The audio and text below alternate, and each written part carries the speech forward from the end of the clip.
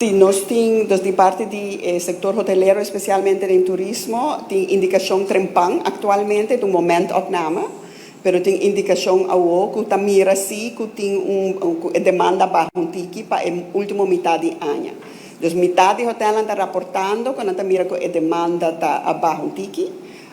Lo que por passa que seita, então é causa que eu average, a projeção average para ocupação de hotel, abaixo de 2 lunas passadas, até agora abaixo com 5 pontos.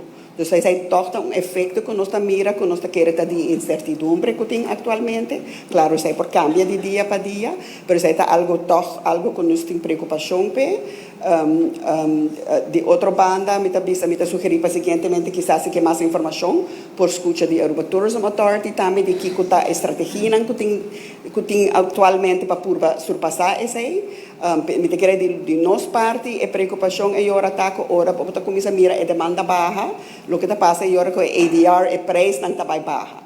Então, agora assim mesmo o que está baixando, a entrada está baixa para o setor e para o país agora, se a ADR não baixa. Então, essa é a preocupação que tem.